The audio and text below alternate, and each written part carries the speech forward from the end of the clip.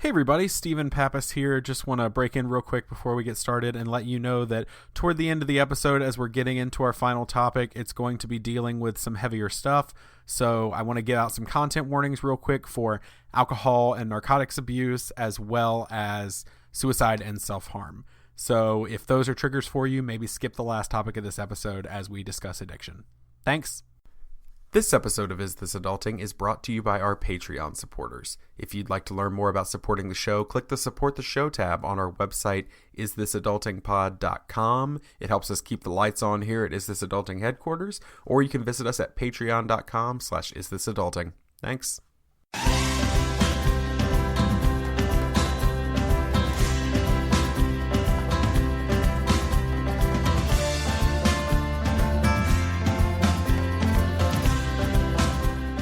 Hey everybody, and welcome to Is This Adulting, the mental health comedy podcast you never knew you needed. I'm your best friend, and I am a mower of lawns. I'm Stephen Pappas. Wow, you really know how to brag, don't you? Mm-hmm. I'm best friend number 2, and I mowed a lawn once. I don't on a regular basis, but I have, and I didn't like it. Does that count?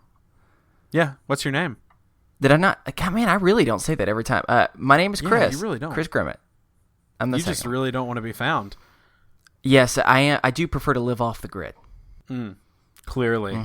As anyone who follows us on social media realizes, they talk to me a lot, and most of them don't talk to you. They refer to you as a unicorn. Yeah, well, you tell people all the time to follow me on Twitter, and it's like, well, that's good, because I think I posted in 2013, so that's Yeah, it's going to be a really, really good, lively thing to follow. Well, every once in a while you retweet something about the show and or the Whitecaps. So, That's true, that's true. Know, that's good for everybody. But hey, enough boring banter between me and Chris. Nobody wants to hear me and Chris talk, not alone at least. So we've got another best friend with us this week on the show. She's an actor and producer. You know her as Dr. Joan Bright on the Bright Sessions. Please welcome Julia Morizawa to the show. Hey, Julia. Hi, thank you for having me. Absolutely. This is number 3 Bright Sessions for us. I'm excited. I'm just going to have the whole cast at some point.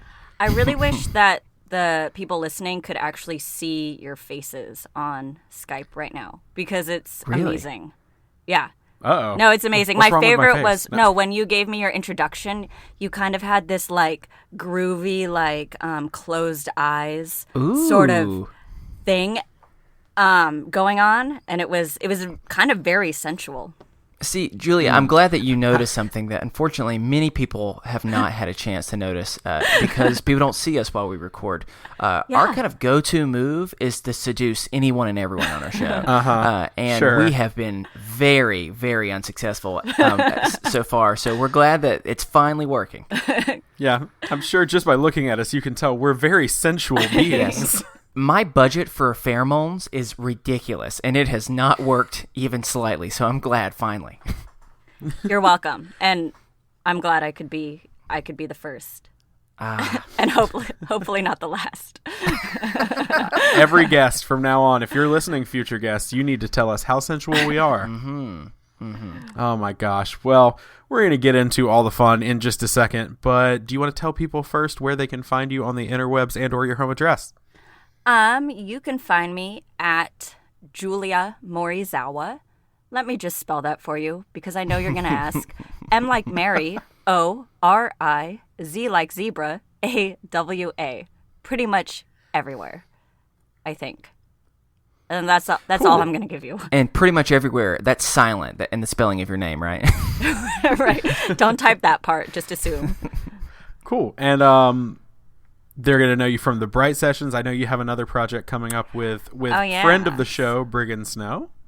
Yes. Okay, let me pitch that real quick. Let's do it. So this is coming out end of the month, right? Yes. So assuming all goes well and nobody has set their own house on fire, Briggan Snow, who plays Caleb, and I and a couple of our producing partners will hopefully be in the midst of a crowdfunding campaign for a digital series that we've been producing over the past couple of years.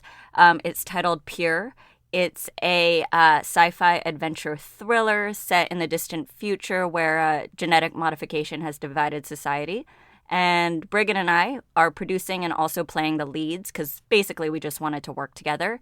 So check out that project at www.journeytotheannex.com. And you'll be able to find more there. Cool. Chris, you made a really excited face. I did, because we were already talking about this earlier. I've been getting super into Westworld lately, and so anything somewhat related to that idea gets me really excited. So as a person that is really bad with scary stuff, why don't you just give us a little bit of a taste of at a 1 out of 10, 10 being I'm currently peeing myself, 1 being this is the funniest thing in the world. How scary should we expect this new project to be? I would say probably a 5. Because there's going to be some light, there's going to be some light comedy in there, but not like comedy genre. Just there's intended to be some sassy one-liners in there. Okay. But it's not scary, but Right. it is. Well, it sounds like it's more just dark. Adventure. It has thriller aspects to it. Although, how scary do you find Westworld? It depends on the time of day I'm watching. Truthfully. Okay. Mostly not. Mostly I'm good, but there are a few parts where I close my eyes and my wife says, "I'll let you know when you can open them." Okay. So that's the pretty much. nudity. He's not allowed to look. Okay. And the snakes and Got it. a lot of other parts. Yeah, just a lot of parts that I just don't want to look at. Yeah. 'Cause Okay. I'm too scared.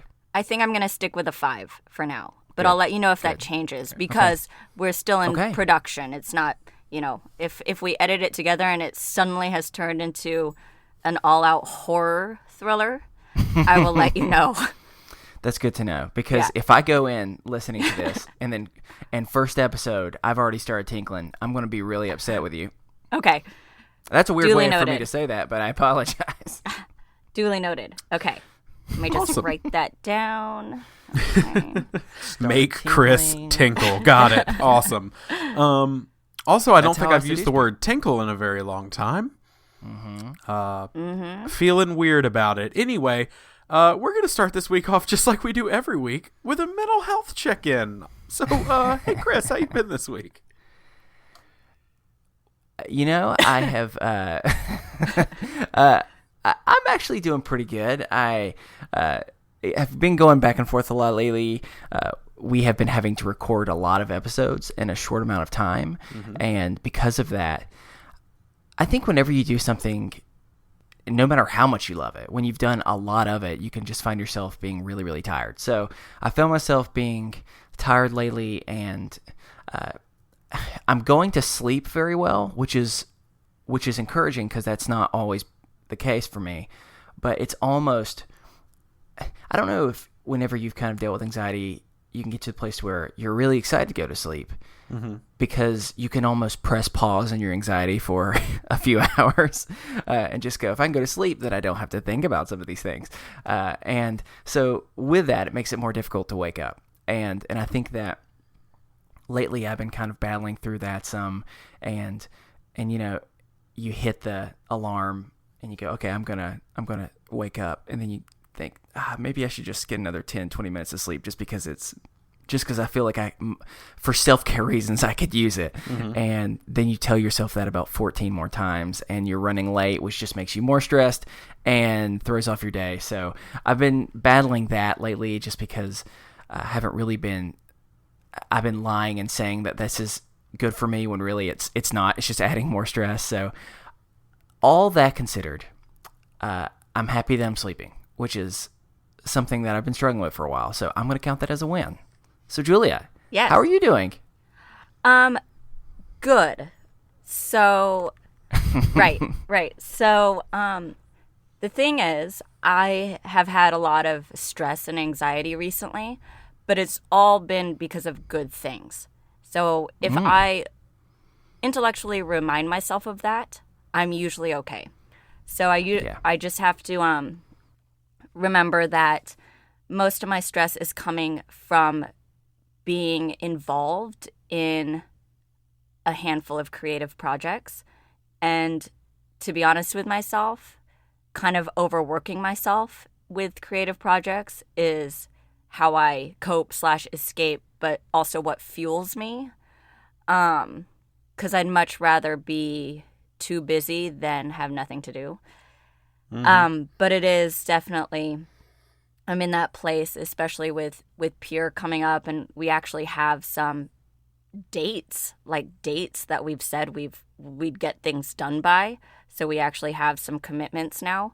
I'm realizing all of a sudden I'm far more stressed about the project than I have been in the past, when it was just kind of like we're going with our own time and making it happen as it happens. And now it's like, no, we said we're going to do this on this date, so we have to meet these deadlines. But at the same time, it's all really good stuff.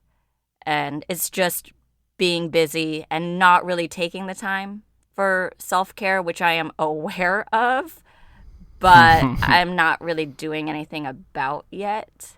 So hopefully that's like the next step. I'm the type of person that's like, okay, when I am done with this thing, then I'll let myself take a break.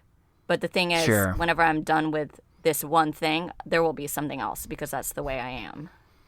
So, totally. Yeah. Totally. I wonder how, as someone who is very creative and creates a lot of things constantly, what happens when it's completed? Like, how does that work with your anxiety? Is it a positive thing, or is it a negative thing? Yeah, no, it's generally a really positive thing on that day that it's completed, whatever that means. Like, I used to do a lot of theater, and so like it would be that sort of closing night feeling, and usually that would often be your best show, hopefully, and then it would just be like 2 weeks of depression after you're done. Sure. Yeah. I know that very well. So it's like that high, and then you're like, oh, it's over. Depression, 2 weeks. Okay. Cool. Yep. Yeah. Yep. Mm-hmm. Yeah. Well, I think that's something that I've always really struggled with. And I was in theater, and I was in a lot of things like that. So at first it starts simple, where you're just really excited, and then you go through the wave of emotions of you mourn that it ends. And I found myself that the older I get, I still find myself doing that, even if it's not something creative. Like it's almost like I've carried that same weight for, we're moving places, or we're changing, we're changing jobs, or we're whatever it might be. I've just realized that in some ways change has worked better lately. Like I've been able to handle it more, but I also still have that same type of feeling from so long ago of simply, there's just a lot of mourning of, you've worked so hard on something, and now you're like, what does life look like when I'm not working on this? So, gosh. Well, I hope that in the midst of these next couple weeks that everything goes really well, and that you can be proud and excited about what comes out. And if you have a moment where you're bummed, things are over, that you'll be reminded of all the things that you did were awesome. So I hope that can be the case for you. Thank you. Thank you so much. No problem. Steven, what's going on with you, man? Yeah. So I'm doing somewhat good. I can't really complain. The only thing I complain about is you're hearing this episode. It's like July 26th, but today is good old July 4th that we're recording it. And that's true. It's 4 p.m, and they've already started shooting off fireworks. So if you hear my dog barking around, I'm very sorry. Yeah, they're shooting it off already. So he's very afraid. So that's not good. But aside from that, I'm doing well. I'm still bouncing back and forth with some of that good, wonderful feeling of being a failure and not valid. But I'm working on it. I have therapy next week, so hopefully that will help out with that. And yeah, I mean, things have been good, and I can't really complain, because last week's episode where we had Travis on, that was for me, and Chris can attest, and for you as well, Chris, but for me, like, literally the fulfillment of one of my goals in podcasting, and we got it. And so I am still riding that high. Still happy. That fulfilled me in a way that I can't explain. So that was good. but I'm up there. I'm doing good. I'm just kind of having minor setbacks, and I hate the people shooting off the fireworks. But aside from that, things are going well. I can't really complain. Yeah, things are good. Well, and let's just say too, Julia, just because we loved having Travis on doesn't mean that you also weren't the fulfillment of something we've been waiting for a long time. So I don't know how to say that and not sound weird. So okay. I was trying to be nice, and then it ended up like just, I don't know. So I'll just awkwardly back away now. You also don't have to say that. I appreciate that, but Yeah. you don't have to say that. Well, I mean, we are attempting to seduce everyone that comes on, so we actually have to. We don't have a choice. Right. Yeah, it's It's all part of game. the goal. Can this not be a bit that we do for the entirety of our show, where everybody thinks we're just creepy seducing hosts? Well, okay, that's fair. Hey, we didn't bring it up though, at least. So at least there's that. That's true. That we can go for. That's right? true. We didn't start the fire. It was always burning since the world's been turning. Wow. He's getting into it. Oh, I know every word to that song. Let's go. Harry Truman, Doris Day, Red Shine, and Johnny Ray. No, we're not going to do that. We're referring right to now. Billy Joel for people who are not aware. Yeah, if you don't know We Didn't Start the Fire, who are you? What's wrong with you? It's okay. It's actually fine. Yeah, it's fine. It's not It's one a of his song. better hits, but It says a lot of words really fast. The end. yeah, it's essentially like listening to this podcast but set to music. Anyway, as always, if you have a mental health check-in you'd like to share or an idea of how we can encourage you throughout the week, we will remind you we are not professionals, but you can email us over at isthisadultingpod@gmail.com, or better yet, join the Best Friends group on Facebook. It's Is This Adulting Best Friends. That place is awesome. If you need to reach out to somebody's always awake in there to talk to you.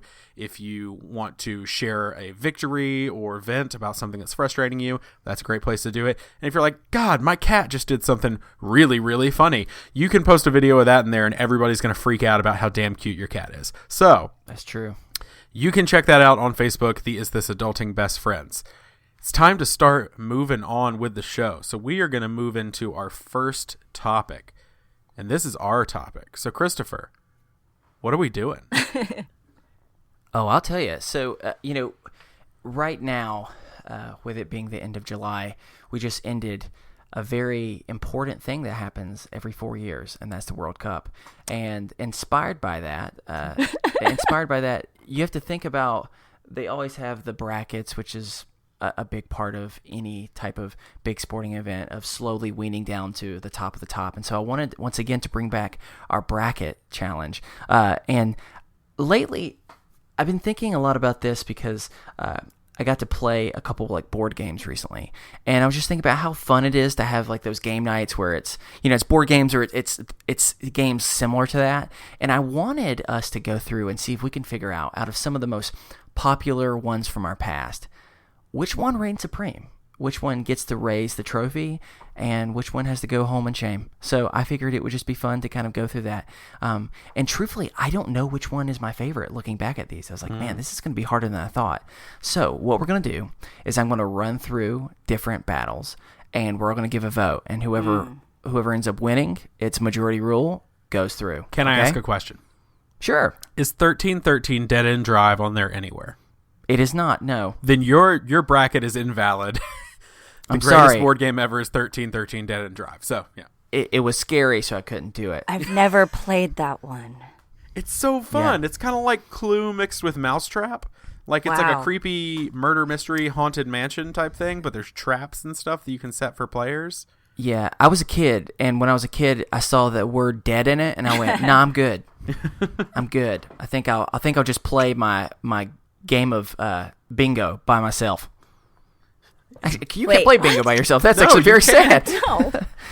Someone's been like, "Oh yeah, I'll prove it." I was an only child. I played Battleship by myself. Just Wow, both, I bet you both always people? won though. Yeah, I played both sides. I would just try to turn my brain off and like not remember where I put things. That's funny. All right. Well, it's funny that you say Battleship, because ironically, Battleship is literally one of the first ones. And so our first competition is between Battleship Gotcha. and the game Sorry. This is two very different types of games. One is you're trying to sink people's battleships. The other, you're passive aggressively pretending to be sorry when you're not. Yeah. So it's really up to you. How about we start with you, Julia? Which one do you think is going to be the victor here? I mean, are we like in depth discussing this, or is it just like I'm going to pick this one because when it's necessary? Yeah, it's up to you. Man, but the thing that I loved about Sorry were the little pieces and how they had the round bottom and how they perfectly fit into the little round circles on the board. Okay, so That's obviously true. that makes me sound a little like OCD, which I'm not technically, but that's okay. I really liked the look of the board. But I mean, I think Battleship is technically a better game. Wow. Okay. Yeah. Okay. Well done. That was difficult for you, but that's okay because this is why it's supposed to be difficult. Yeah. Steven, which one are you going with? Isn't hard for me. Sorry's dumb. Go Battleship. Hey, I get it. I'm actually with you. Battleship was just always so much fun. Right. I felt like I was never good at it, which so much of it is luck. I mean, some of it's luck, some of it's not. Because then once you hit one, you're like, all right, I know I can only go one of 4 directions right now. Have you ever played Human Battleship? No, because that sounds very sad. That sounds like and scary. No, murder. you set up like folding tables across the gym to separate a gym, and then everybody lays on their back in certain areas, and one at a time they're given a dodgeball, and they have to lob it over and see if they hit anybody. Oh gosh! And do you get to stop it from hitting you? No, you have to. It's like a foam, like one of the soft foam like balls. I don't care if you're throwing a ball from 30 feet away. It's going to have a little bit of velocity. All right. Well, it's a fun game. I wonder how much strategy is in that, though, because if you're just like lobbing a ball, like, can you see where you're throwing it, or is it? Yes. So if you've thrown it in that area so much, it's like, oh, well, I guess I shouldn't keep throwing it in that area. Got it. Okay. Interesting. Okay. Well, it's a way to keep kids quiet. Well, okay. that's one just thing. Lay them down on the gym floor. Lay children down on the ground and throw dodgeballs at them. Oh, when I was a daycare worker, my favorite game was Ghost in the Graveyard, because the whole goal of that game is for them to be as quiet and still as possible. And I loved it because then I could daycare worker? What an intense way of saying that. You mean counselor? No, I worked at no, I wasn't a counselor. I worked at a daycare. That's not counselor. I'm a daycare worker. Closest thing would be like a teacher. Well, I mean, they call counselors. We're moving beyond this. Let's keep going. All right, let's go to our next vicious battle. Okay. And that is between 2 older games. Uh-oh. Do we want to go with Monopoly or Scrabble? That's easy. Monopoly is stupid. I mean, like, I enjoy playing it, but 1, it's never ending. It is never ending. And 2, it's just about making money. Obviously, it's called Monopoly, but it's super annoying. Like, I would never play that game as an adult. Scrabble, I would tell. I have Steven is very upset. He's looking the other way right now. His back is turned to me right now. Wow. Yeah, I go with Scrabble. Sorry. Okay, Steven, I guess we know where you're going to go, but let's hear your defense. Wow, that's a very slow turn that he's making right now. Monopoly is not good? Who are you? Okay. Monopoly is more Scrabble's educational too. Damn it. Monopoly teaches the ins and outs and the intricacies of the finance world, which is something that I find extremely boring. But it's Monopoly. There's a million different types of Monopoly. There's Rick and Morty Monopoly. There's Star Wars Monopoly. There's a University of North Carolina Monopoly. Everything can be themed. And then all of a sudden it's fun. You've got all these spaces and locations. You got the cool little dog and the cute boot that you can be when you go around. What do you have in Scrabble? Just a bunch of letters. Just a bunch of letters. If I'm going to play a word game, you give me bananagrams over Scrabble any day. Monopoly is the victor. All right, so I guess it comes to me then. Also, I'm not actually offended. You're very nice, Julia. Well, hey, Julia, I'm going to ask you a quick question, and this will give you the answer that I believe is true. Okay. Hey, Julia, do you feel like playing for 17 hours where we just slowly learn about capitalism? No, you don't want to do that. Of course not, because Monopoly is so boring. Is it okay at first? Yeah, it's a good game. And then you realize, oh, wait a second. We still have another 75% of this game to play? No. I'm with you every day of the week. Monopoly is fine the first time. It might be fine the second. Wow, he is really upset. He's left the room. Well, hey, it doesn't really matter. I'm sorry. Monopoly doesn't even make it in the first round. You may have considered that an upset, but not me, because it's so boring. It's fine. Also, but whatever. The other thing about Monopoly, true to Monopoly and capitalism and the theme, I'm sure, once somebody is out ahead, there's no beating them.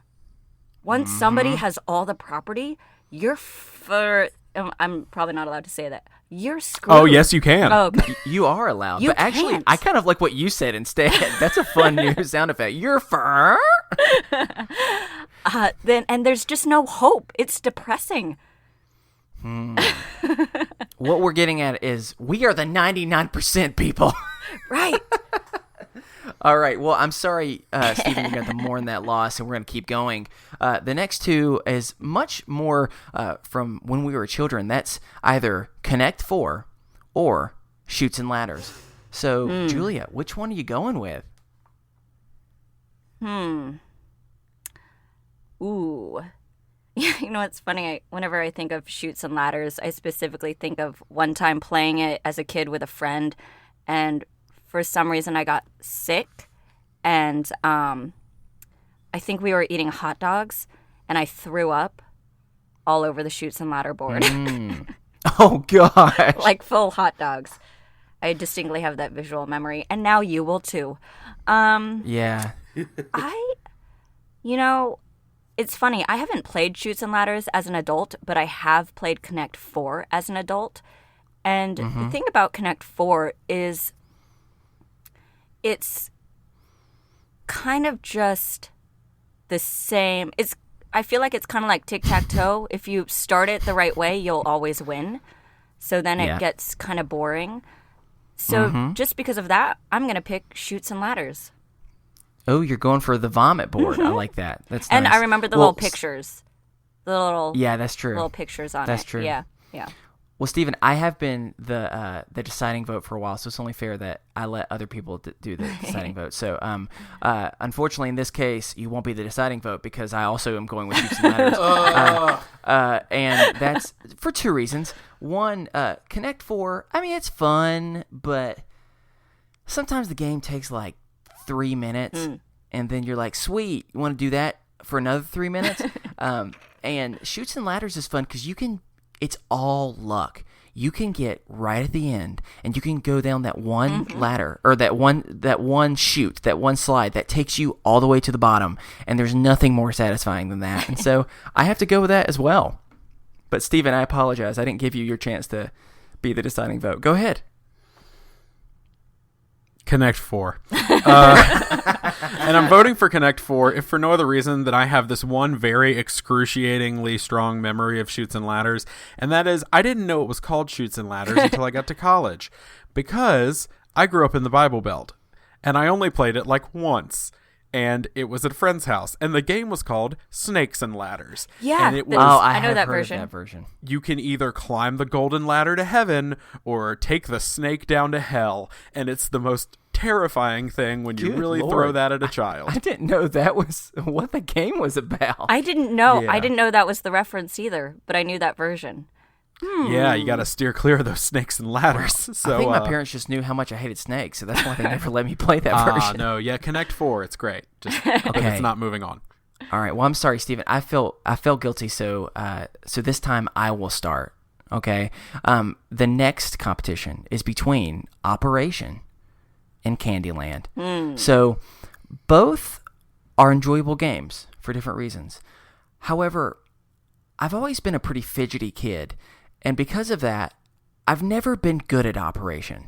I can get the one little butterfly because it's super easy to get, but the rest of it, I just fail miserably. And nothing makes you feel good as a child than a game that over and over with a loud buzzer reminds you how uncoordinated you are. So because of that, I have to go with Candyland. That's really the main reason, because it's not Operation. All right, Julia? I'm going to have to say I'm with you on that. Operation. Okay. Yeah, it kind of feels like a weird sort of psychological torture, like learning, like how to make you learn to do something, that buzzer, like every time you're wrong. But also, I've always been a really impatient person. So Operation requires, right, like patience and slowness. Patience? And Oh, sorry. And finesse. And it was just too, like, I just want to get in there and get it out, you know? So it was too slow going for me. And also, Candyland, I specifically remember the illustrations of the candy looking really delicious. I just loved the way the candy was illustrated in that. So, Candyland. Wow. Well, Stephen, I'm really sorry. I feel like you have had no say because me and Julia are on the same page about stuff. No, it's okay. But what are you thinking? I'm going to say Operation. Just to be different? No, because I like Operation. It takes a certain level of skill. Candyland takes no skill. It's like, oh, hey, go to the blue square. Okay, I could go to the blue square. Thanks, King Candy, or whatever his name is. Hey, don't speak bad about King Candy. He's good to his people. I will do whatever I want. I'm not a big Candyland fan. I lost it to a 4-year-old when I was volunteering once, and that made me feel kind of dumb because I had tried to stack the deck in my favor. It did not work. Not a fan. And so, I'm just going to say Operation. I've never thought about this before, but the Operation dude's naked. Why are we picking random? How did he get some of the stuff in his body, first of all? And second of all, why are we just picking around at a naked dude for 30? I mean, that's... Can I real quick... I mean, it's pretty much the game. Just... Because we will discuss these more in the first round than we do in the last 2 rounds because we've already discussed the games. Yeah. Can I just discuss some of the areas of Operation? Or not Operation? Well, no. Of Candyland, and this will explain... I was going to say, you can, but I thought we're not trying to seduce anyone. No. Okay, so I'm just going to read you some of the places that you find in Candyland. Candy Castle, the destination players are trying to reach. Okay, that's fine. Gumdrop Mountains. Okay. Oh, yeah. Licorice Castle. Lollipop Woods. Molasses Swamp. I don't like Molasses Swamp. To be fair, I think there is a Molasses Swamp on Operation 2, if you get what I mean. Oh, gosh. That's inappropriate, possibly. Ice Cream Sea, all that good stuff. But here's what I don't like. It's the gingerbread plum trees. And that's because that's where Plumpy sits. Eating plums from his gingerbread trees. Little Plumpy. Plumpy is a fuzzy green monster under the gingerbread plum tree. He was removed in the 2002 version. Why was he removed? Plumpy, what did you do? Oh, no. Yeah, I'm not really into that. He was Jolly, another one, a happy chubby monster representing gumdrops. He was removed in the 2010 version because of obesity. So that's just not body positive, and I'm not down with that. So really, wait, this for game, Candyland? Yeah, this game is really problematic. So essentially, you're both monsters. Yeah, I'm sorry. All right, whatever. I don't even remember these locations in my version. I wonder if that was a later... I just remember Gumdrop Mountain. Gumdrop Mountain, I remember. I don't remember specific locations. It's been a while, Yeah, though. I don't either. Yeah. It has. Been a while. Okay, sorry. Well, yeah, that's a good reference. Every time somebody says that. The 90s and 2000s. And that's the only line we know. Okay, the next one up. These are two. I decided to put these together because they're more unique and they're more you have to get up and move. And so the two are Twister or Jenga. All right, Steven, why don't you start this time so you can really dictate which way? What you really think. Goes. Well, my argument is quite simple. Fuck Twister, go Jenga. I don't like Twister. I don't like being that close to anybody. I don't like my body being entwined with anyone else. I like Jenga. It's very stressful. But you ever go to a bar and play life-size Jenga? Like, there's nothing better than that. Where they do like the 2x4s and you're just playing. It's taller than you. Like, it's so fun, and there's a bit of an element of danger there. But Twister, I have a personal element bubble. of danger with Twister too. There is. I have I have like a personal bubble, and that really affects my personal bubble. So I'm gonna say Jenga all the way. Okay. I will play Jenga all day. Jenga all the way. That's the non-holiday specific version. Julia, how about you? Let's see. I don't think I've played Twister as an adult as well. Actually, in college. I think in college we used to play like Naked Twister. Whoa, rowdy. And man, I think the other aspect of it was to put I don't know if we ever did this, but to put like Crisco on the board as well. So in addition to like like it would be extra slippery. But it was you played Naked Oily Twister. Follow-up question. Where'd you go to college?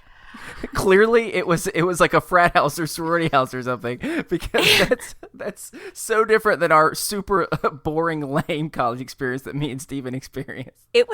That was like freshman year. I was at Cal State LA. It was the 1 year I was actually living on campus. And yeah, when you live on campus, I mean, just stuff happens. Wow. But also, that's true. As a kid, I was really good at Twister because I grew up as a competitive gymnast. So I could hold a lot of poses for a long time. Sure. And as much as I love, this is hard. I love Jenga now. But I think I'm going to have to just put my vote on Twister just because I'm having like fond childhood memories of the game right now as we speak. Wait, childhood memories? You mean college memories? No, I mean childhood memories. I was good at it. Gotcha. College memories, it was weird. Okay. Yeah. So it's funny. I wasn't sure which one I was going to pick on this one, because I'm so bad at both. And one, because Jenga is similar to Operation, where you have to be able to be steady. I am not, and Twister provides levels of athleticism and flexibility that unfortunately I've never possessed.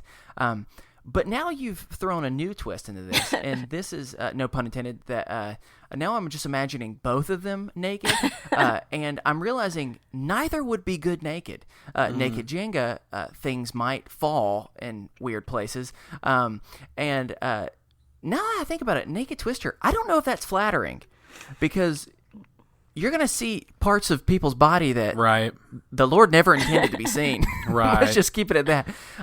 So that puts a new spin on things, but I think out of the two, just out of pure skill, I'm going to have to go with Jenga because I would be so bad at Twister.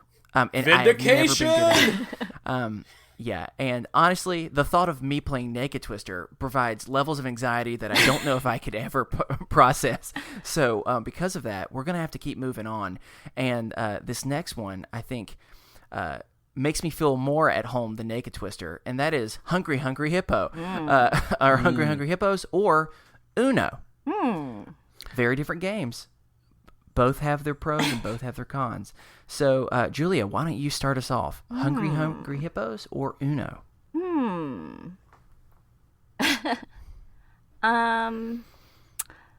I think I'm going to go with Uno, and here's why. If I remember correctly, Hungry Hungry Hippos, there's no skill or strategy involved, right? It's literally just like banging on the back of the hippo as fast as possible. Yeah, those kinds of games give me a lot of anxiety, where it's like a race type thing, as opposed to a strategy type game. I get a lot of anxiety because I just feel like you have to be really aggressive, and I'm not. I'm more like, I just want people to like me, so I'm not gonna like go after all the little pebbles or whatever they were. So I'm gonna go with Uno. Okay, Steven? I have a lot of fond memories of playing Naked Uno in college.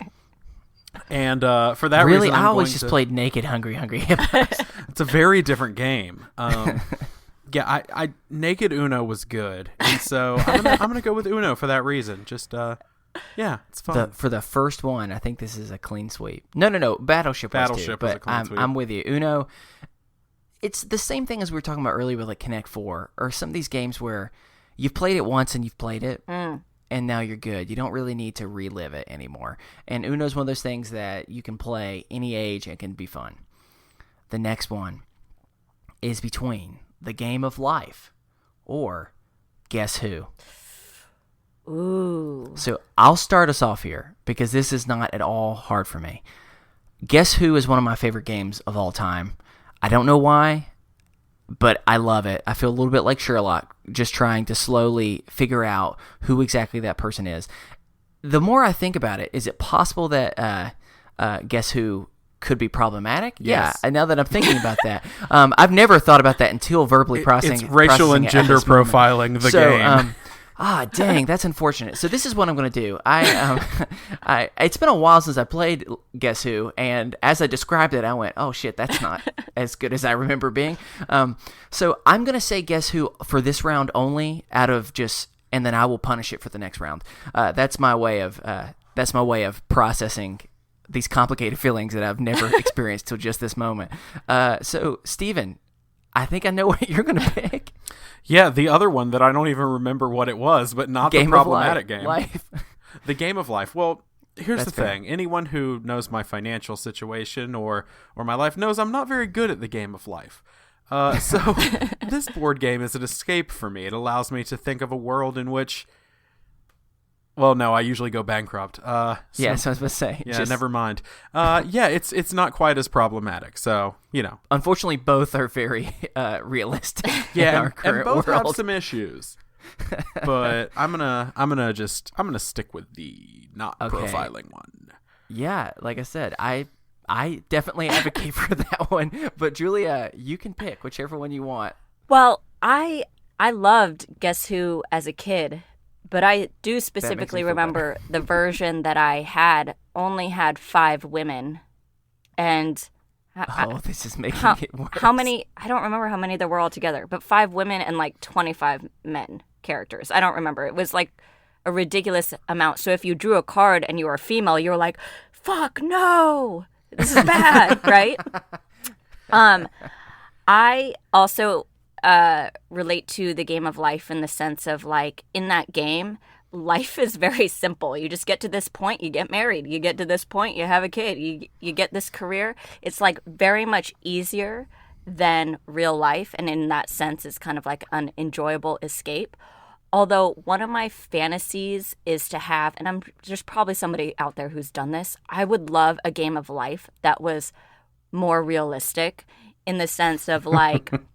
If you do this, then, like, you fall into drug addiction. If you do this, then you you lose your job, and then this like I guess asshole maybe a hit more you in the parking lot and drove away. Like a more negative one.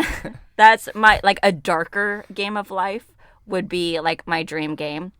But after that long little whatever I just did, I'm gonna go with Life. And I think my dream Game of Life is Naked Life. Right. Crisco Naked Life. Isn't that a show on A&E or Discovery Channel? That sounds like a TLC show. Naked Life. My Naked Life. All right, so now, as I think we can all be happy about Guess Who, we can think of you with fond memories while also thinking, man, good thing that was around in the 90s and not now. So now this is going to be probably one of the harder ones because this could easily be a late round fight, but it happened to just be this first round when I kind of just put them all together. So, Apples to Apples or Settlers of Catan. Oh, we're getting into later games. Yeah, I had to throw these in there just because I was looking at like best board games ever and stuff. So this is going to be a hard one. Here's a question. It's not hard for me. Is Cards Against Humanity in here anywhere? It's not. Okay, that makes it harder. I went with the original. Okay, that makes it harder because if I had Cards Against Humanity to fall back on, then I could get rid of Apples to Apples. This is the last of the first round, so we're about to swing back around now. Okay. So I have my answer. Okay. I like both games. Mm-hmm. My wife is obsessed with Settlers. Mm-hmm. Here's my issue with Settlers. And, oh, God, the internet just yelled out a million voices. Just kidding. We don't have a million listeners. Okay, so Settlers is a great game, but I kind of get impatient sometimes. And I don't have the patience to build the resources. So it's not a commentary on the game. It's a commentary on my attention span. Yeah. And for that reason, I'm going to say apples to apples. Okay. All right. So how about this? I'll let Julia be the deciding vote. I like both games as well. I'm going with Settlers. Both are enjoyable. The main reason for me why apples to apples doesn't age super well is eventually once you've played the couple cards that everyone knows, everyone's just trying to, it becomes a little bit more predictable, and that's really the only reason why I have to pick Settlers, because I've been able to play that more often and enjoy it. So now it comes down to you, Julia. Who is going to get upset, and who's gonna win this first round? Well, unfortunately, it's like not even a question for me. It's Really? Settlers of Catan. Ooh, I think the okay, two good. games, but it's hard because I don't think the two games are really comparable because one's a strategy game and one's You're right. basically like a family game. You're right. But if you put me with a strategy game and then just like a party game, I'm always going to go strategy game. Sure. Yeah. Ooh, Okay. have you played, what's the game with the spies and the, Codenames? It's not, Oh. no, it's not Revolution. It's something like Oh, Reconnaissance, Resistance? maybe? Resistance? Yes, I love my it. Have you God. played Secret Hitler? Oh, no. Okay. No, that sounds like an apples to apples card, though. Yeah, Secret Hitler is like what Cards Against Humanity is to Apples to Apples. Secret Hitler is that to Resistance, where it's another like it's a game of basically lying and deceiving your friends. Interesting. Yeah, it's a little more complicated. You have like a Hitler, and then you have like his Nazis, and you're trying to find out who the Nazis are. Yeah.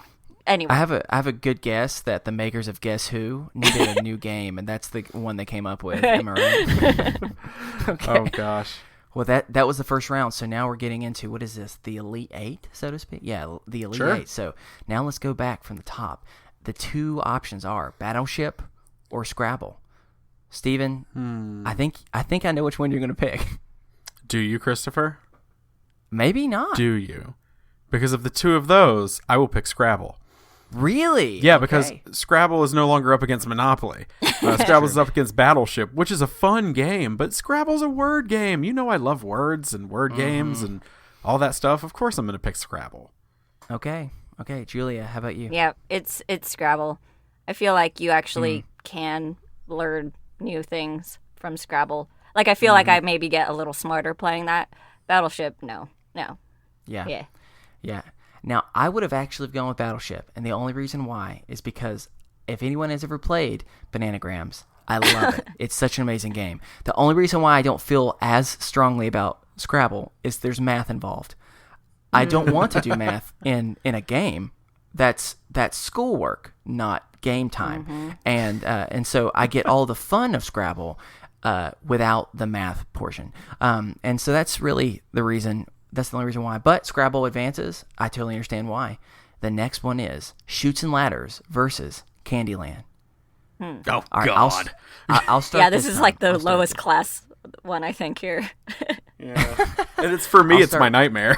Yeah, I'll start with this one. Again, I'm going Chutes and Ladders just because I've got a good place in my heart for it. But Julia, how about you? Yeah, I think they're both kind of equally just purely children's games.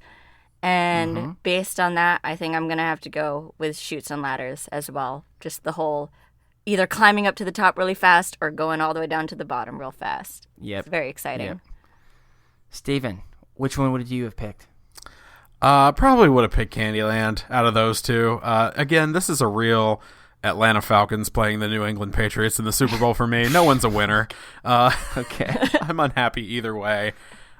So yeah, I would have said Candyland, but Chutes and Ladders, you're moving on to face Scrabble, I believe, though. So good luck. Yeah, I'm surprised how this has kind of turned out. I didn't. It looks like we have a much heavier bottom part of the bracket than the top. It seems. The next up is Jenga versus Uno. Which one are we going with, Steven? Jenga. Yeah, I mean it's that simple. It's more fun. Okay, and I'm going to go the other way. I'm going to say Uno because Uno, you can play it more often. Jenga's one of those things where you have to just be paying attention at a level of where sometimes I don't want to pay attention during a game. Right. And it just requires focus that I often do not have. Julia, you're the deciding vote. I'm gonna go with Jenga. Yeah. I think All it's right. more exciting. All right. The whole idea of it toppling over and just being the person to like ruin it all is Okay. more At the end of the adventurous. day, you have to ask yourself two questions. Which is more fun to do when you're drunk? Jenga. And secondly, which is more fun to play naked? And I think it's Jenga. We should have established these rules before we started. All my votes are Right. changing. Oh my gosh, that is true. Things are changing quite a bit. So the next one. Either naked that makes or Guess Who clothed. definitely a different game. Oh gosh, that is Westworld. Pretty much is what that is. So are we gonna go with Life or are we gonna go with Settlers? Oh, I'll just say Settlers. Steven, I'll just jump in there. I feel like, yeah, Steven. I'll say Settlers too. I probably would enjoy Life more, but I acknowledge Settlers is a great, it's a better game. It's just my patience. Okay. We're down to the final four. Bum, bum. And what an interesting final four that this is. we got Scrabble, we got Chutes and Ladders, we have Jenga and Settlers. I think there is a heavy favorite, but you never know what's going to happen. So, let's begin. Scrabble versus Chutes and Ladders. Steven, I know what you're going to pick, so you go ahead. Yeah, you do. It's Scrabble. Scrabble is a great game. Educational. I love words. Moving on. All right, Julia? I'm also gonna have to go with Scrabble. You took a pause. I was like, oh my God. If she Yeah. picked Chutes and Ladders over Scrabble. Yeah, that's not really. They're not really the same. No. Same. Yeah. I'm going to say this. Oh, What God. is happening? I'm actually going to go with Scrabble. Oh, okay. Oh, okay. Believe it or not. Not by much, because I do have fond memories of it. Like, I keep thinking about that, but I think Scrabble you can play more often, and each time it's unique. And for that, I will give it that. So now we're down to Jenga or Settlers of Catan. So I will start. It's easy for me because I'm so bad at one of the games, and I'm going Settlers. It's super simple. Maybe this was too much of a powerhouse to even put in, but that's what happened. So, Steven, how about you? Settlers is a better game. Okay. So. But okay. But No, Okay. Settlers is a better game. It deserves a spot in the championship. But Chutes and Ladders. To me, it's pretty. It's pretty clear too. It's Yeah. Settlers. Although I will say, every other game in this bracketing has been a childhood game. Settlers, I didn't get exposed to until I was an adult. So to me, it's almost Yeah. like a different. It's just like a different category. That's true. So now we've gone to two strategy games. They are different types of strategy, yet they both can be played by adults, especially. So you have to go with what your heart says. Are you saying Scrabble or Settlers? So Julia? It's Settlers. It's Settlers. Honestly, if Still. you just gave me the list of all the games and then you said Settlers of Catan, I would have been like, oh yeah, Settlers of Catan. Yeah. Okay. Yeah. Okay, Steven. It's Scrabble for me because Ooh. my thing is Scrabble's a more accessible game, I think. Settlers is a great You're right. game. It's more complicated, though. You're right. There's more of a learning curve. It's not something you can just throw down on the table at a game night and start playing. I mean, you can, but you're going to have to take a while to teach whoever Yes. hasn't played before. Yes. Whereas Scrabble's pretty simple. And to me, that makes it a better overall like board game because it's very easy for anybody to get in on. Both are great. Scrabble for me. Mm-hmm. Okay. Now, my first impression, this would be simple. And then I think about it a little bit, and I think you have a fair point where it can be difficult at times if, one, you have to have people who are going to commit. Because as much as we gave crap to Monopoly, me and Julia did, it's there. I can see the argument where it's similar. You are investing a very long time. Monopoly, Settlers, Risk. Yeah, it's... But it comes down for me to one thing that is what makes this decision. And that is whenever I'm playing Scrabble and I draw something, and I draw a mother effing Q, I want to just burn the whole game to the ground. And because of that, I have to go with Settlers. It's really that. There's nothing more frustrating than when you have finally started to get on a roll in Scrabble, and then it just comes crashing down and there's nothing really you can do. You can always still feel like you have some hope in Settlers, not necessarily in Scrabble. And for that reason, our winner of the bracket is, by no surprise, Settlers of Catan. Well done. Well done, the makers of Settlers. There's a new challenger approaching. Okay, fine. It's a game that was left off this list. Don't Wake Daddy. It is Don't Wake Daddy. Shut up, really? No way. I thought about it after I thought about halfway through and went, shoot, I should have put Don't Wake Daddy on here. Don't Wake Daddy would have been my winner. Don't Wake Daddy got a complete bye all the way to the championship. So here we go. Here we go then. So could this come out of nowhere to win? So, Steven, I guess your vote is for Don't Wake Daddy? Yeah, fuck you. Don't Wake Daddy. It's the best game ever. It beats Okay. 13-13 Dead End Drive. Okay. Julia? Okay, so don't be mad. I've never played Don't Wake Daddy. I remember the commercials. I remember the commercials as a kid. And I've never played it. I can't quite recall how it's played based off of the commercials, but I do feel like there's something a little disturbing about, like, what happens if you wake Daddy? Is he gonna? You don't want to know, Julia. Exactly. Don't Wake ask Daddy. that question. What? We have learned the hard way. Like, what are we? It just feels like a little bit of like a potential for a childhood trauma. My thought was you don't get the snack you're sneaking to the kitchen to get. Luckily, we'll keep all the problematic stuff to Guess Who. Okay. They kept all of that in that. Yeah, if Daddy wakes up, you just go back to bed. Oh, okay. Yeah, you have to start back over. That's what it is. I never played the game, so I can't. That's fair. That's fair. Vote rightfully here. So it's down to me. Is it Don't Wake Daddy or Settlers of Catan? This is actually surprisingly hard. Yeah, because Don't Wake Daddy's amazing. It was a really fun game growing up, and I'm actually sad that you never got a chance to play it, Julia, because I'm sure I can get it online, right? I'm looking on Amazon right now. Steven, I think I'm going to go with Don't Wake Daddy. Yeah! Out of nowhere, Don't Wake Daddy steals it. It says, no Settlers, you lose.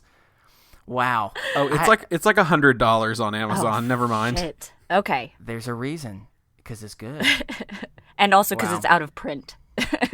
That as well. But Get out of here, Settlers of Catan. Wow, I'm unexpectedly had to. Yeah, you're right. That was Wow, that this was took a decision. turn.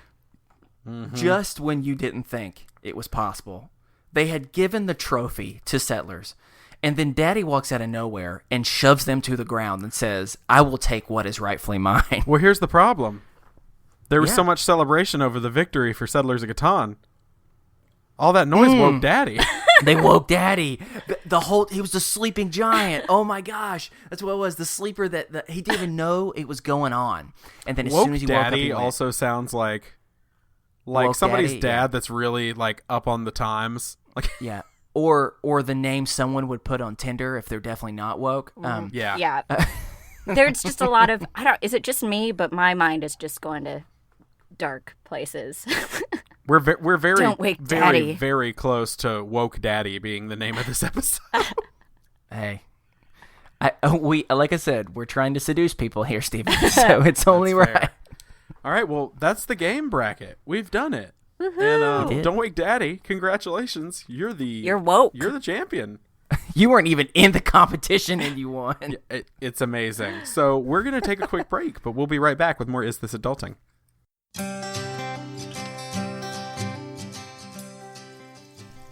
Hey, Chris, I was thinking I have a song for your friend's baby. Are you ready? Let me hear it.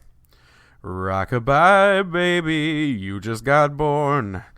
Blah, blah, da, I already da, feel da, uncomfortable, so I know that she will as well. I hadn't prepared more than that first line, and then you just didn't stop me. So I kept going, and it was really bad. Yeah, it was. Yeah, so that's unfortunate. I'm going to have to look to the professionals to get a song so you know who we're going to need. Oh, yeah, Songfinch. Yeah, we're going to need Songfinch. So, for those of you that don't know, Songfinch is a personalized gifting company that brings stories, feelings, and memories to life through one-of-a-kind, radio-quality songs. With personalized songs starting at $99 and delivered within a week, their community of professional songwriters will handcraft the best gift you can give. So, it's going to be a lot better than my song. It's just going to be. In fact, here's a little bit of the one that you actually got. Get ready to boo-hoo. We love you. We love you, Lucy.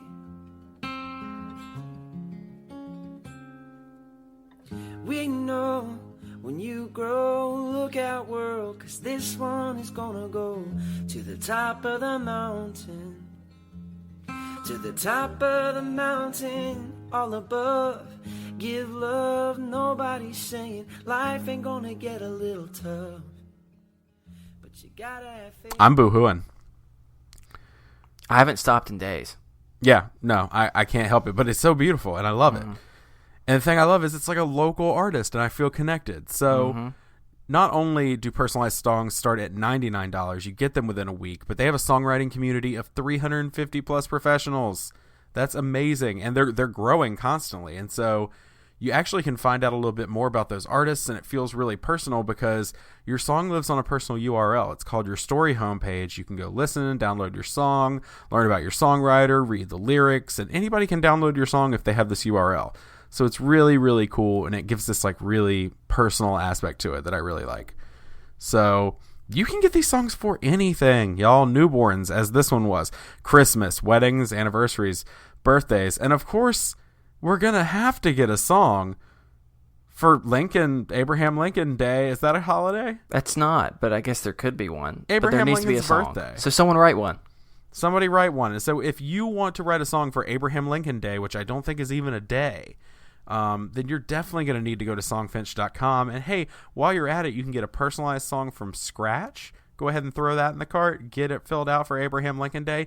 And then enter our promo code ADULTING, and you're going to get $20 off of your song. That's nice. amazing. So you get the personalized song from scratch, $20 off. So just go to songfinch.com, use the promo code ADULTING, and you are on your way. So I'm going to sing us out. Do you want me to sing us out? No, I think we're good. Yeah, I think we'll just leave it at that. Okay, thanks. Oh, God, that's enough daddy play for the rest of my life. And we're back. It's game time.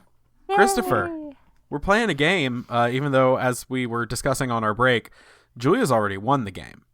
Right. So we're not actually going to play one, so everybody have a good week. Well, if I was the one playing, then she would have already won, because that's pretty much how it works. I love playing games, but I'm so bad at them, Julia. That's why I often am the one leading them, so it's at least somewhat interesting most of the time. So we're going to play a game that we haven't played in quite a while, not intentionally. We've never played it with two people either, I don't think. Have we not? I don't think so, no. Ooh, okay. Well, that's fun. Even more exciting then. So this is a game where, when we look in the news, there's a lot of sad things out there, and there's a lot of things that just leave us feeling like we don't want to read the news anymore. That's why I want to reclaim that news by looking into some of the weirder sections of the newspaper and finding some stories where you have to decide if it's news or if it's not, if I just made it up. So it's a game that I call News or False. But before we begin, Steven, you know what we need to play? Yes. Oh, yeah! You like this great sound effect? I do. Welcome back to News or False. It's simple. I'm going to read the headline.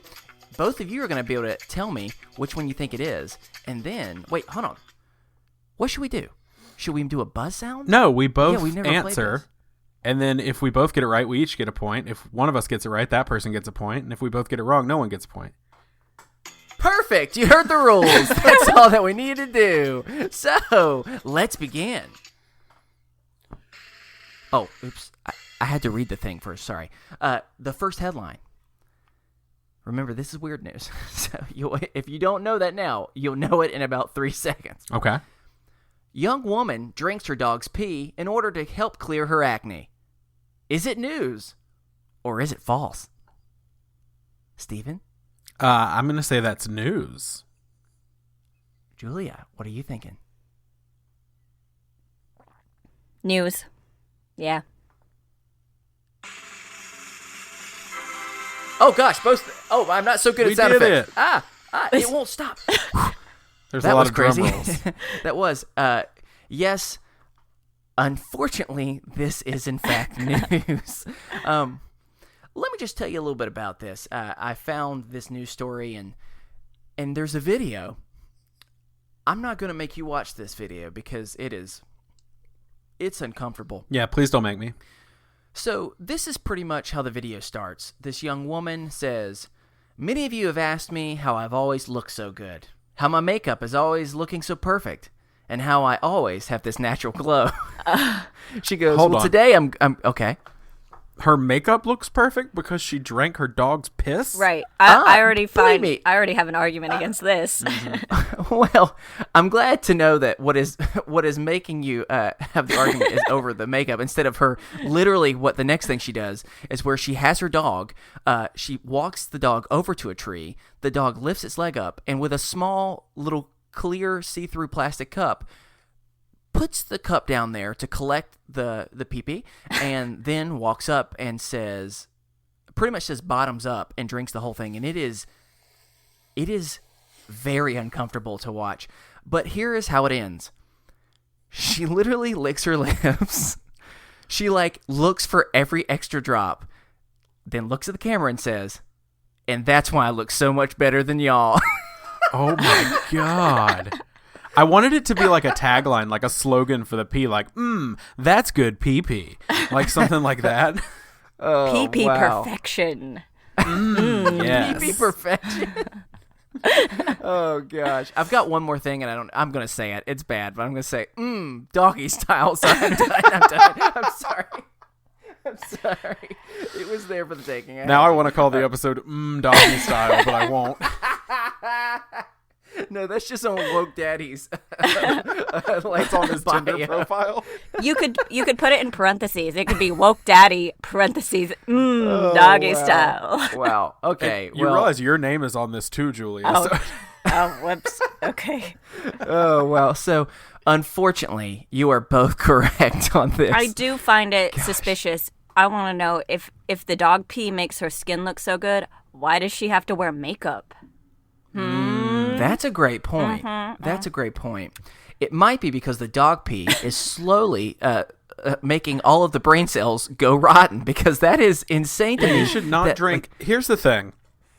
If you're you can drink your own pee, right? Yeah, if you're into just can't drinking drink pee, others, right? That's your prerogative. Like we say on here, we don't yuck anybody's yum. Like you do you. But it just kind of gross to me. Like I want to understand. Isn't it bad for you? Yeah, I feel like you're expelling something from your body that your body doesn't want in there anymore. So why would you put it back? We'll have to ask Ross, our guest Ross Blotcher, who was on. He's going to do urine therapy soon, where he has to drink his own pee for his show. But hey, let's pause. This is not her pee. This is what I'm confused No, that's about. what I'm saying. Your This pee is a seems canine. strange enough. And This is Spot, the dog. Right, exactly. And you should not be drinking Rover's pee. Maybe it is sterile. I mean, she's clearly been doing it, and she's not sick, so I don't know. But all I'm I going can to do say some is, research.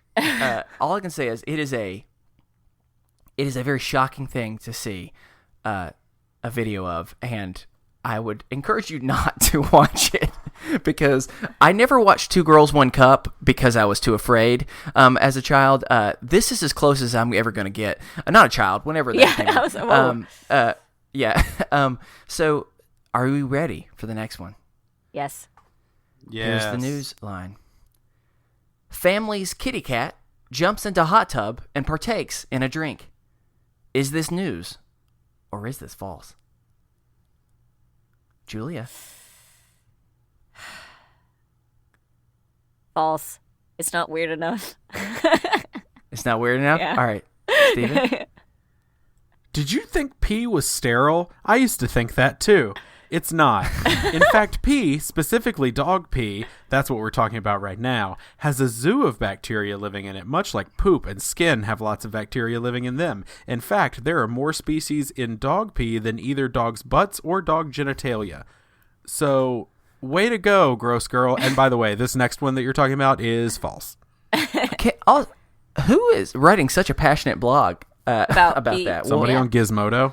All right. Well, is this news or is this false? You both said false. It is. False. It is actually much stranger than that. It wasn't a kitty cat. It was a grizzly bear. Whoa. But all the rest of it is true. Wow. An astonished California man captured a video of a bear that climbed into his yard, then luxuriated in the hot tub and drank his margarita. He was sipping a margarita when the bear climbed over the fence. He ran away from that, obviously. The jacuzzi had the jets running, but it wasn't heated at the time, and so he recorded this bear, who sat in the hot tub for a long period of time, followed by eventually climbing out of the water, walking over to the yard, drank the abandoned margarita before wandering away. This bear is my spirit animal. Respect to that bear. Yeah, I don't know what to say beyond that. I mean, it's a pretty cute thing. You should at some point just look it up. I mean, it's just a bear in a hot tub, but it's cute. It's as simple as that. All right, we're down to the last one then, and this is anyone's game. This is how we're going to make sure that there's a winner and that there's a loser. We're going to actually have a buzz in for this one, okay? No. Whatever Julia picks, I will pick the opposite just to keep it interesting. Okay, good. There we go. So, finally, the last one. The headline reads, Parents name their daughter after popular candy and wins a prize. Julia, is this news or is this false? Wait, say it one more time. Parents name their daughter after popular candy and wins a prize. Okay, is it my brain not working or is that not proper English? And I'm not understanding. I'm not win a prize? We'll break this down. Parents name their daughter. Okay. And the name they gave their daughter was after a popular candy. And they won a prize. And because they named their daughter this, they won a prize. Oh. Hey, okay. You can imagine the sources where I'm getting many right. these I got it news now. stories also don't mean good grammar, as I clearly just depicted in my own sentence. Yes, I do believe that there are plenty of people that would name their daughter after a product in order to win a prize. So I'm going to say true. All right. So she thinks this is news. So Stephen, you're obviously going with false. I'm going with false, even though I would like to say for the record, I do believe that is true. But I'm going to say false. And I think we should all take a guess. What candy? What candy? What? Yeah. Why don't we do this? Chico stick. One, I don't know if what candy is that. You never had a Chico stick? It's essentially like the inside part of a Butterfinger, but like a stick form. Oh. Yeah. So, okay, yeah, no. I have never heard of that. I was just trying to think of a weird, obscure candy. All right, Julia, what candy do you think that this child was named after of? If it's news. I'm going to say Skittles. Great guess. All right. Parents name their daughter after popular candy, and that results in them winning a prize. News or false? It is news. A mom won the award for Reese's Outrageous Fan for naming her daughter. Are you ready for this? Reese. E is the middle name. Eve Cup. The mother's name is Renee Cup. And decided that they would name their daughter Reese E. Cup. Are you ready for the prize? Better be good. No, look. Believe me, I don't have a lot of money, so hey, any prize would be good, but it was only 10 grand. I mean, 10 grand that's a chunk of money. Yeah, and then free candy for just a year? Oh, okay. 10 grand and free candy for life. Come on, Reese's. And then your daughter hating you for the rest of your life. Mm-hmm. Well, it's funny that you say that because apparently this is how it came about. Her and her husband decided to come up with a name when their older daughter, Erica, decided that she loved Reese's Cups as a child. And so they decided to name their other child after something that the older sibling loved. But according to them, she loves her name. She always walks around and says, this is an exact phrase from Reese E. Cup. Oh, little Reese Cup. I'm a little Reese Cup. I'm worried for Reese. Yeah, so am I. I'm worried. Yeah, that is, in fact, news. Congratulations, Julia. You won this game. And until next time, this has been, Steven, join with me. News or false. See, I'm getting applause. I'm doing the whole thing. All right. Oh, gosh. They're still I don't applauding. know how to stop them. Oh, my God. It's okay. It's okay. Well, that was the never good game. with this. Yeah. And Congratulations, you won. we did it. Julia won, and we're post game time, which means we are moving into our final topic. So our final topic today, as always, comes from our guest, and our topic today is from Julia. And We're making a one switch, of the things, everybody. yes, one of the things I love about this show is when I tell people, I email them and invite them to come on the show. I tell them, hey, the way we are trying to normalize mental health discussion is through games, goofs, and genuine discussion. And so the thing I love about the show is we have a chance to do all of that. So we goof around, we have fun, just like when you're talking to your best friends. But sometimes also you talk about more serious things. And so we are going to kind of take a bit of a left turn here to a little more serious conversation. And I'm going to throw it over to Julia. Before we get started with the conversation, do you have any trigger and content warnings that we should give everybody? Oh. I probably should. I don't know what's going to come up in this conversation because I didn't plan specifically what I'm going to say. But the subject is going to be primarily about drug and alcohol abuse. Okay. So that could encompass a lot of trigger warnings. Sure. Yes. I will probably steer clear from anything to... I'm not going to get into like the violence that comes in that world probably so much. Yeah. So Sure. I'll avoid that. But yeah, probably trigger warnings with Sure. substance abuse at least. Yeah. Sure. Absolutely. Yeah. And we can have the conversation, and depending if there's more that we didn't foresee, I can always go back and drop something at the beginning of the episode and just let people know, hey, before we get into it, we just want to let you know. Gotcha. So we are all good. So I'm throwing it over to you. Let's talk. Okay, so when you first reached out to me, I kind of knew immediately that I would want to talk about drug and alcohol abuse, but then with an emphasis on recovery after that, because that is something that is very personal to me. So I guess a little backstory. Let's see. I have been clean, which clean is the same term as sober. Some people are more familiar with the term sober.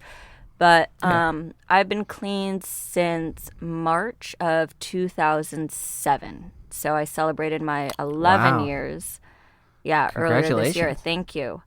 And the thing that I find something that I find really important about exploring the topic of drug and alcohol abuse that not everybody realizes is that for me specifically, drug and alcohol abuse was a symptom of a bigger problem. So for me, it was a symptom of depression and anxiety. So what I always like to tell people is I'm actually really grateful that I consider myself a drug addict and an alcoholic, because if I hadn't had ever had an issue in that department, I wouldn't have gotten clean and I wouldn't be where I am today. So for a little while, the use of drugs and alcohol actually kind of saved my life, for lack of a better term, in order to cope with depression. And for a while, I didn't even know it was depression because I wasn't diagnosed until maybe 19 or 20 years old. So as a teen, I had a lot of depression, but I didn't know what it was. So I coped with drugs and alcohol. And then in college is kind of where it really took a dark turn for me in my early 20s. But it's really what saved my life, in a sense. So instead of just kind of falling into a depression and I guess I will talk about, you might have to go back and put a little trigger warning on this. Sure. I do have a history of suicide attempts and ideations. So after that part of my life, I used drugs and alcohol to basically prevent me from, just wanting to kill myself, in a sense. In a way, it kind of was, but it wasn't. It was a coping mechanism for my depression. And the thing is, the drugs and alcohol, they worked for a while.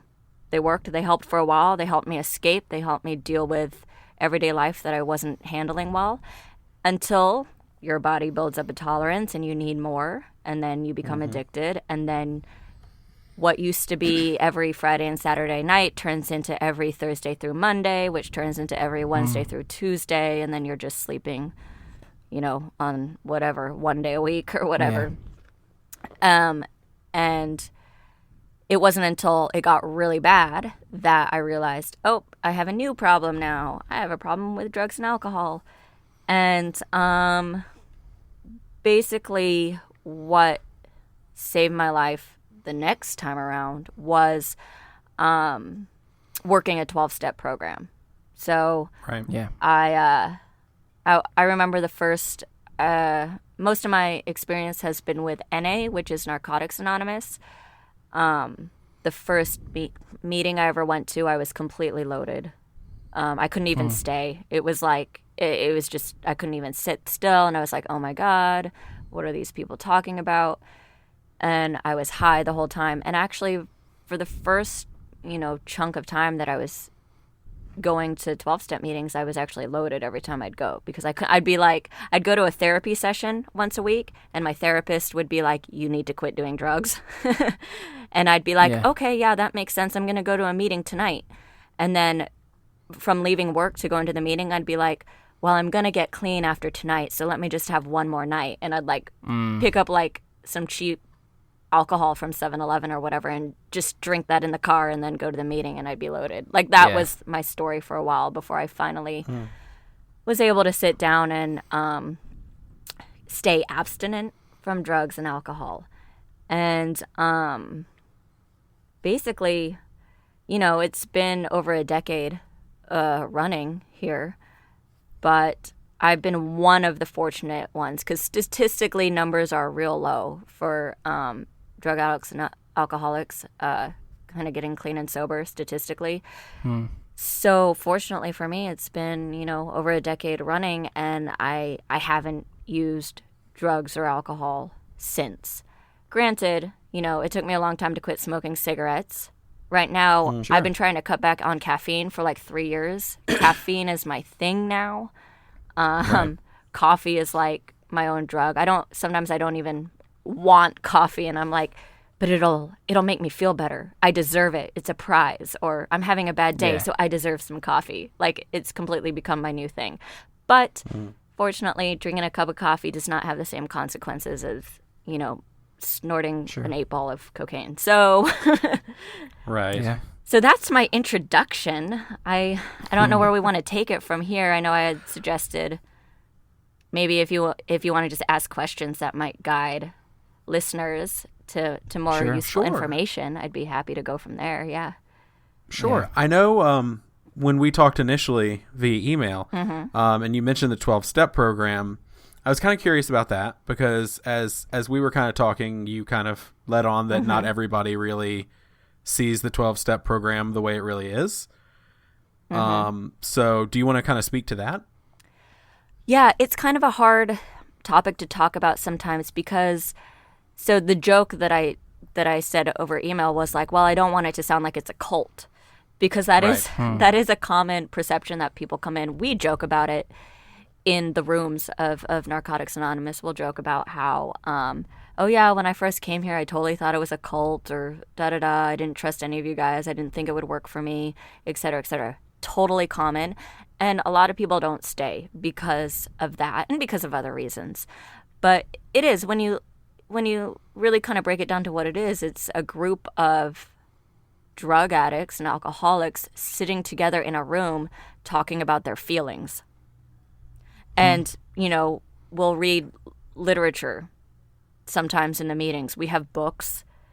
So I just say those three things and it sounds like that sounds kind of like a cult or like it might be a religious group. It's not. We stress that a lot, but it's hard.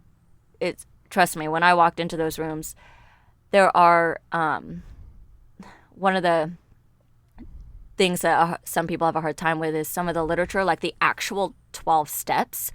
The word God is in there a number of times, and that's because the 12 steps did came from a Christian program way back in the day, and it never got changed.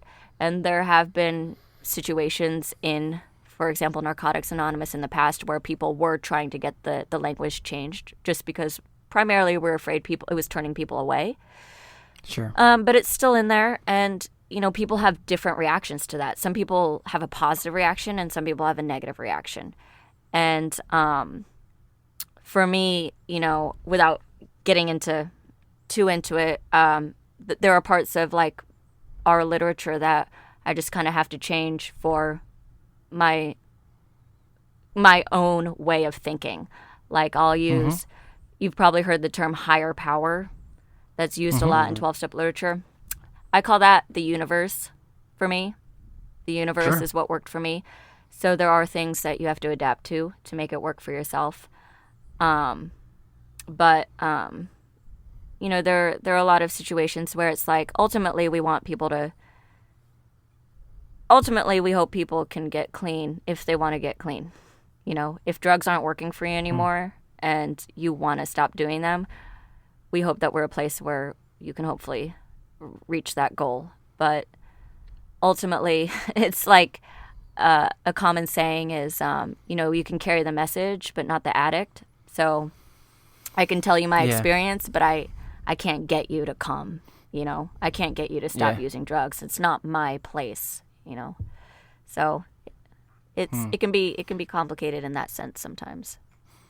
Yeah, a question I had was, so at the end of the day, I know that in NA, so much of the experience is you sharing your story and then listening to others share their story.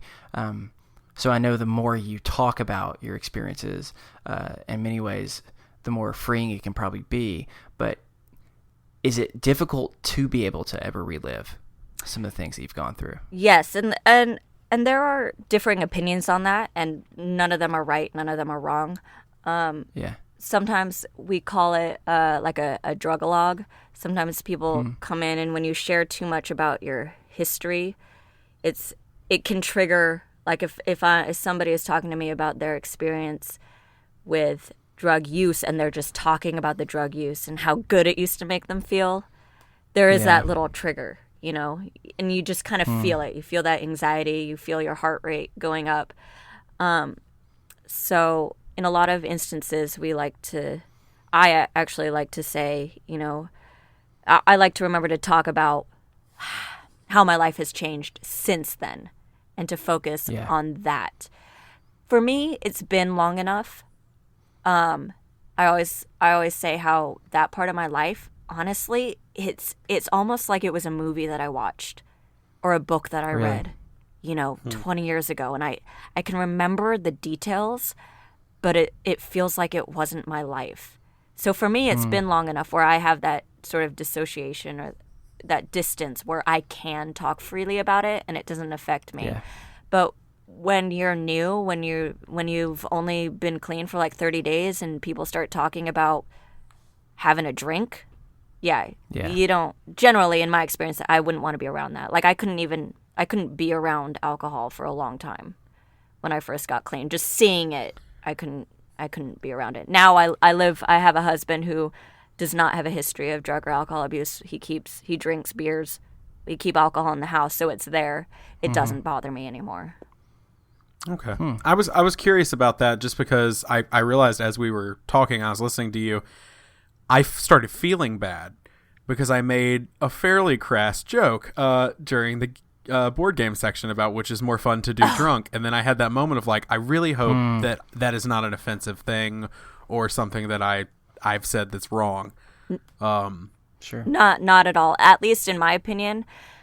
I mean, alcohol is such a socially acceptable thing, and there are plenty of people in this world who can drink and don't develop a problem.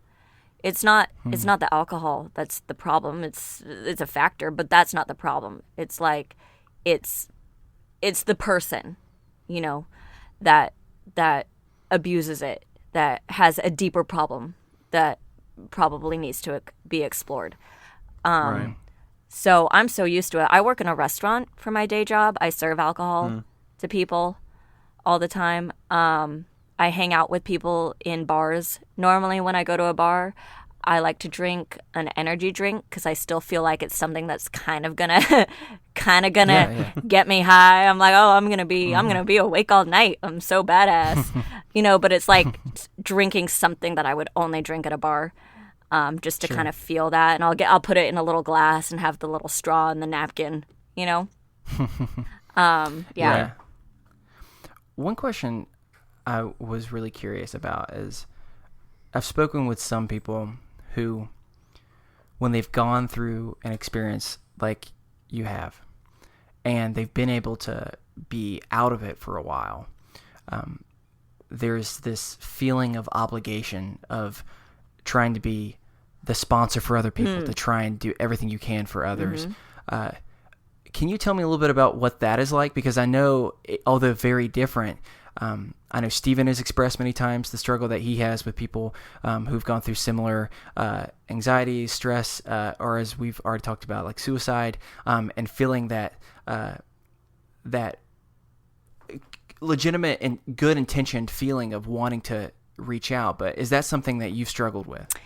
Yes, and that's a very common struggle.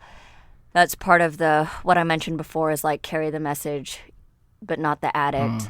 It's because we can't control other people. Like no matter how much we want to or how much we try, we can't.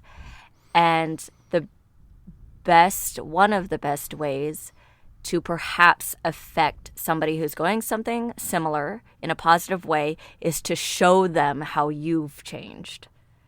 Yeah. Because nobody likes to be preached at, right? We shut down. So if I see somebody who I used to know who was always like angry, and I see him or her, 5 years later, and they're smiling and laughing, I'm going to be like, sorry, but you've changed. What's up? Tell me. It's kind of that sort of attraction rather than promotion. But it is, so part of like 12 steps specifically, the 12th step is to share the message. So it is to get back into what we call it just being of service and trying to give back what we've been given. And it works very differently for different people. I know people in the program who sponsor a ton of women, who serve on the area committee and who serve at a meeting, and then they're always meeting with other women. Like my sponsor is like that. It's like she's always just meeting with the rest of us and helping the rest of us. I'm like the opposite. I'm such an introvert, and I always say this jokingly, but it's true. I'm really self-centered. I'm really self-centered, and it's something that I've struggled with for a long time. I understand that giving back makes me feel better because I've experienced that enough times. But I never want to do it. It's like one of those things where it's like, oh, I know I should, go talk to that girl and give her my phone number. I know I should. And it's so hard for me. And a lot of it is just personal anxiety, like, I'm afraid that if I talk to that person, she's going to roll her eyes and be like, no, thank you. I don't want your number. Sure. Which is such a minor thing, but I am afraid of it. So it's whatever, I think it's whatever works for each individual, to an extent. Yeah, totally. So I think one thing that I'm really interested in is, I'm sure, so you said your husband has not had any of the same experiences in that way, correct? Right. Like struggle with it. I'm sure from being together that he has been able to learn things that have been super helpful that he would never have known. And what I mean by that is similar to, so we have a lot of people who listen to the show who they don't personally experience or struggle with more severe type of mental health struggles or whatever that might be. Mm-hmm.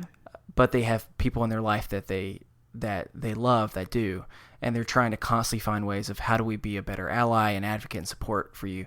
Are there things that you could, and I mean, it may be something, it may be nothing, but just things that people can do to go out of the way that help you feel especially heard and supported? Because I'm sure there are things people can do that can be harming in the same way. Right. That's difficult because everybody is different, right? So everybody reacts differently. Yeah. I think if you're specifically dealing with like a loved one, like someone in your family, a close friend, it would be adapting to what you know of them. I know something that my husband and I have discussed, and I feel like this is like something straight out of that Men Are From Mars and Women Are From Venus book as well. But if I'm having a bad day and I want to bitch about life, I literally just want to sit there and bitch about life, and I don't want him to respond. He's the opposite. Yeah. He wants to fix and help and give advice. Sure. So if he's there bitching about life, he wants me to respond and offer some kind of advice or help, just respond. And I'm like, and to the point where, we've had those fights where it's like, if I'm going through it, I don't want you to talk. And then if he's going through it, I have to remember that he wants me to talk. And it's just that different personalities. So it's being aware of that kind of stuff. But also, I think it's been a minute, but when I first got clean, I would talk with people who didn't understand, which is legitimate. But they wouldn't understand, like, well, why don't you just have one drink and not have two? Mm-hmm. Like, in their way of thinking, it's like, why don't you just stop? Which makes sense to them because they are capable of doing that. So for them, they couldn't understand, no, once I have one, I can't stop until I've passed out. And to me, like, I'm the opposite. I'll see people sit and have a drink, and I'm like, how can you just have one? Or, like, I even joke about how people, like, wine connoisseurs, they'll sit there and, like, the flavor of this wine. I'm like, I never cared about the flavor of wine. I cared about how fast it got me drunk. Like, I know nothing about the flavor of wine. Like, that's weird to me. Why would you spend time? So it's just sort of attempting as much as possible, having that open mind of understanding, oh, I don't really get that, but okay, if you don't want me, if you don't want to talk about being drunk or whatever right now, I respect that. I'll stop talking about that. Sure. I did have a funny experience with my husband recently because I don't want to talk too much about his stuff because that wouldn't be very fair. But I was feeling really anxious, and as I always am, and I expressed out loud to him, I'm like, oh, I'm feeling so anxious. And he looks at me, he's like, do you want one of my Xanax? And I'm like, I literally was like, no, because Xanax was something that I used to take a lot of. Like, I used to abuse Xanax prescriptions. I could not have, I would take a whole bottle in 2 days. And he was legitimately like, oh, yeah, sorry, because he doesn't think that way. To him, it's medication. Is like, why would you take it if you didn't need it? Because it would get me high. It's just a different way of thinking. So it's definitely, it's funny when those things come up and you're like, oh yeah, a different way of thinking. Okay. Yeah. That's super helpful. Yeah. Well, before we wrap it up, do you have any advice or resources that you could tell people if they are looking to maybe get clean or get some help with addiction? Yeah, I would. I mean, I'm a big advocate for 12-step. So, because it just because it worked for me, it worked for me. So, definitely cities will have a lot of access to 12-step programs. You can usually just Google whatever your town is, and then like Alcoholics Anonymous or Narcotics Anonymous. Also, by the way, everybody, there's 12-step for everything.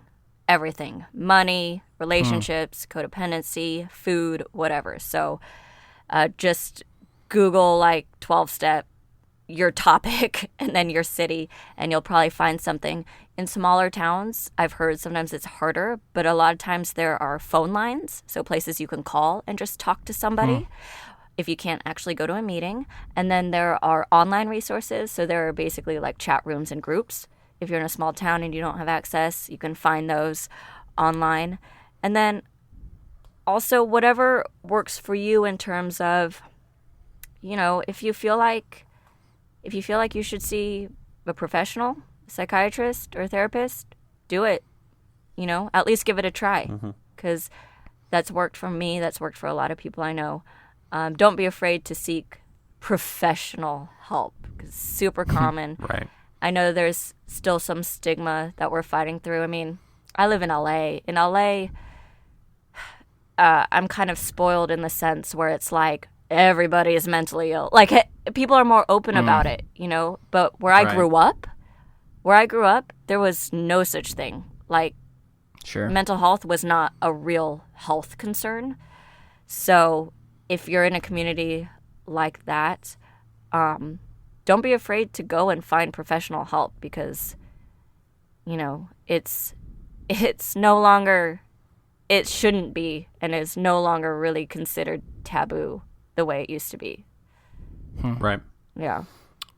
Awesome. Well, thank you for sharing all that. That's it's, addiction is a topic that we've been asked about a lot, and we just weren't really comfortable breaching it, the two of us, until we had someone who was willing to open up and really share their experience. And so that's really incredible, and we really appreciate you sharing that with us. Oh, thank you. Thank you. Also, if anybody's listening to this and you find me on social media, feel free to direct message me if you have any questions about this subject or anything in general.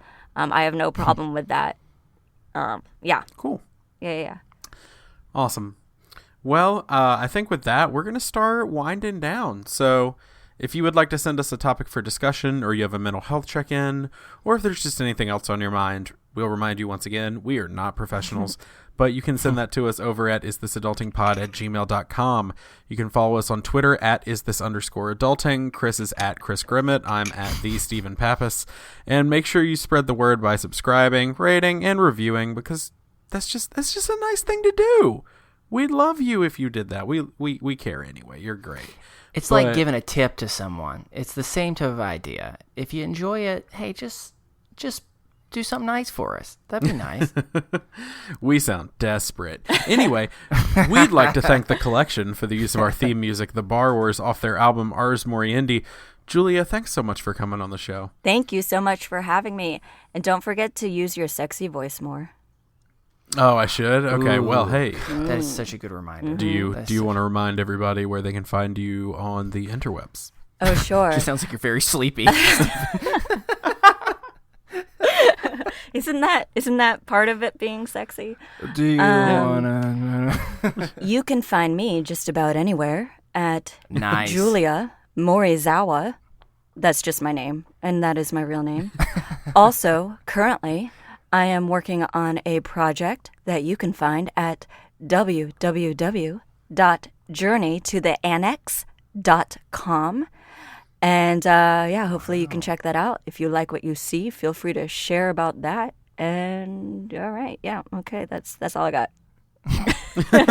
And I'm also sexy. I'm Woke Daddy. Make sure to swipe right. Oh, Woke Daddy worries me. I don't know how I feel about him. If Woke Daddy is out there, then he totally talks just like this. It makes it so much more fun. What if it was Woke Diddy? What if you just changed the A to an I so it wasn't quite Daddy? It was Woke Diddy? What if P. Diddy / Sean Puffy Combs / Diddy / every other combination decides he's going to add something new to it? Woke Diddy. Woke Diddy. Oh. Or what if he does something different and he adds a last name this time, so it's Diddy Kong? Sorry. Oh, God. We'll leave. I'm sorry. I'm done. All right, that's going to do it for us here on Is This Adulting this week. I've been your best friend, Steven. I've been your best friend, Chris. And I've been your best friend, Julia. And remember, kids, be happy, stay healthy, and go hug someone. Because you never know, they may have just realized that the dog pee they drank didn't help. No, it smells like that'd be ammonia, and it's bad really for you. Sad realization. I know when I drink my dog's pee, I'm always hoping it'll help, so. Yeah. Bottoms up. Cheers for all of All right, you. have a good week. Bye. Bye.